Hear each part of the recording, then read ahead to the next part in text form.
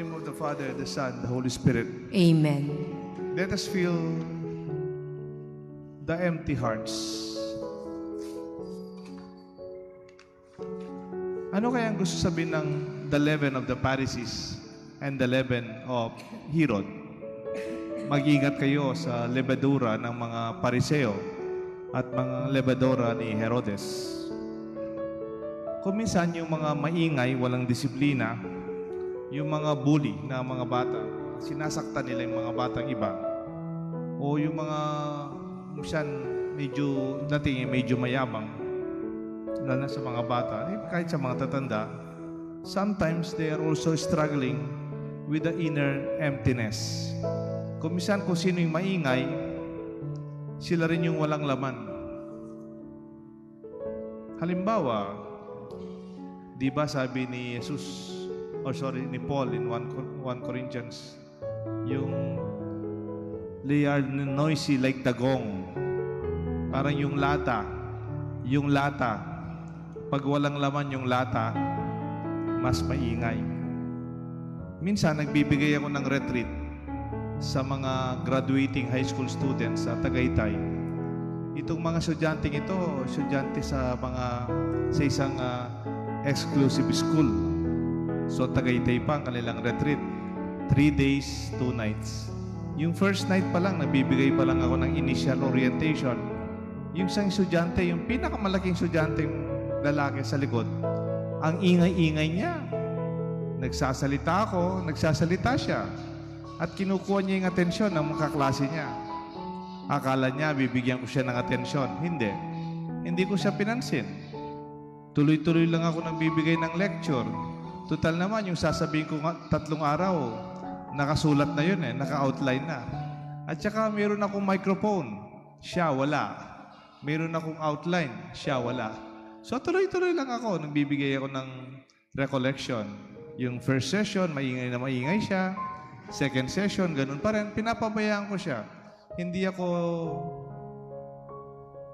nagpaabala sa kanya. And then, total naman, 3 araw to. Sabi ko, at least hindi ako maubusan ng sasabihin. Nung ikalawang gabi, linapitan ako ng batang ito. Malaking bata. Chinese ang pamilya nila. Filipino-Chinese. Bigla siya nag-open sa akin. Sabi niya, Father, alam niyo po, sa bahay namin, ako daw yung hindi pinakamagaling. Ako daw yung pinakamahina. Mas magaling yung mga ate at kuya ko. Parang ako ay isang tinapon mga anak. He feels so insecure. He feels so empty. Parang sinasabi niya, hindi ako mahal ng magulang ko. Hindi ko kasing galing ang mga kuya at ate ko. I was so empty and longing for love. Sakto pa naman, meron akong kinuwento noon. Minsan, may isang farmer nakakita ng baby na kabayo sa daan. Tinapon yung kabayong maliit. Bata pa yung kabayo. Kasi pala may diferensya yung paa. Naglilimp yung paa ng kabayo. So, tinapon yung kabayo ng bata. Ginawa ng farmer, kinuha niya itong kabayo, inadapt niya. Minamasa yung paa, nilalakad niya, pinapakain niya, parang naging pet nila yung kabayo. Nabigla itong farmer na lumaki ng lumaki itong kabayo. At saka yung kanyang paa na mahina, lumakas. Ito palang kabayo ito, stallion. Hindi ordinaryong kabayo. To the fullest. And I'm very happy, sabi nung linaban siya sa isang local race, nanalo pa siya. Kabayo na dating hindi makapaglakad. Sabi nung bata, Father, parang nakikita ko yung sarili ko dun sa kabayo. Itinapon din ako ng mga magulang ko. And then, nung nagmisa po akong graduation nila after a few weeks, pinakamatangkad po siya. Pinakamalaki sa pila. Pinakahuli. Sa pila ng mga graduates, siya yung pinakahuli. Ako naman yung magmimisa, ako yung nasa likod nila. Di naglalakad na po yung mga estudyante for the graduation. Papasok na sila sa kanilang mga upuan. Biglang humarap sa akin, do you remember me, Father? Sabi ng bata. Yes, of course, I will not forget you. Sinabi yung pangalan niya. Tapos meron siyang binigay sa akin. Nag-carve siya ng kabayo sa isang sabon. Alam niyo yung sabon? Yung sabon na ginagamit yung puti. Nag-carve siya ng kabayo. Tapos binigay niya sa akin, Father, this is my gift to you. No? I'm so happy for him. Parang nakita niya yung sarili niya doon sa kabayo tinapon. Pero darating ang panahon, lalakas ka rin, makakatayo ka rin, makakapaglakad ka pa rin, at makakatakbo ka at mananalo ka. I realized there is this emptiness in that boy.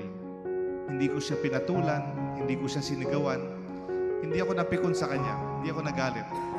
Pero pinakita niya that there is emptiness inside him. He only wanted attention and care. My dear friends, the leaven of the Pharisees and the leaven of Herod shows that they are big tassels in positions of power. They were recognized by society in the church and their temple. And yet Jesus seemingly telling his disciples, pampaalsa lang yan. Alam niyo po yung pampaalsa? Sino po sa inyo nagbe-bake? Di ba po, pag nagbe-bake tayo, lalagyan natin ng konting leaven. Baking powder, kung saan tawag natin. Truly, this is an emptiness. Kung minsan pag sumobra yan, malaki, pero walang laman sa loob. Wala namang laman. The content matters. The noisy gong symbolizes emptiness. The shallow waters are noisy. The deep waters are quiet. The empty container easily bursts and the hollow easily cracks. Ungkag ang tawag nila. Pampaalsa o levadura makes the bread bigger, rising but empty inside. Alam niyo po yung palaka na tawag natin bullfrog. Parang lason yata yun, no? Ha? Poison frog. Alam niyo po, yung mga palaka, pag gabi, lalo na pag malakas yung uran, maraming tubig, ang lakas-lakas ng boses ng mga palaka. Pag kumukuha sila ng atensyon sa iba. Pero pag titignan mo, ang liit-liit lang nila. Defensive mechanism daw nila, defense mechanism. Para matakot kung meron silang kalaban, matakot kung may kalaban silang palaka, o makatingin sa kanila yung ibang palaka. The bullfrog enlarges itself and creates an imposing presence through both its cracking sound and the displays of a bloated neck. People tend to associate themselves with their identity with their externalities, such as jewelries, luxury cars, branded bags, watches, even phones, as well as large houses, even when they do not need the space, and all that create the illusion that they are larger than life. Pwedeng pinapalaki natin ang ating sarili sa mga bagay na binibili natin, sinusut natin, awari-arian natin. Sabi po ni San Pablo in 1 Corinthians 13:1-13, I speak in the tongues of men and of angels, but if I have no love, I am noisy gong and a clanging cymbal. If I have a prophetic powers and understand all mysteries and all knowledge, and if I have all faith so as to move mountains, but if I have no love, I am nothing. Sa Tagalog, palabas lang po ito. O siguro kung tignan natin, hindi lang palabas, panlabas lang ito. It's quite external. It's a show. It's a facade. It's empty packaging.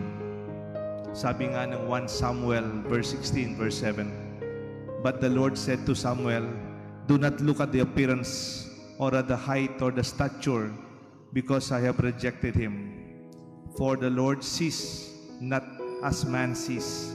For man looks at the outward appearance, but the Lord looks at the heart. Ang tao kagad nakikita yung panlabas. Anong kulay mo? Anong itsura mo? Anong suot mo? Ang Diyos nakikita ang nasa puso mo. We receive unleavened bread that we may see as we must get it. itong sinasabi ni Jesus. Hindi lang yung tinapay, tignan natin, nakakabusog sa katawan. The unleavened bread that is really filling our hearts, representing Jesus, God Himself. Our value as individuals is not determined by external factors such as others' opinion, achievement, success, or failures in relationships, academic performance, or organizational position or productivity. True self-value originates from within, fueled by the love of God that fills our hearts and souls. Sabi nga nung isang nabasa ko, the world cannot fill the human heart. Only God can fill an empty heart. May God bless us all, the Father, the Son, and the Holy Spirit. Amen.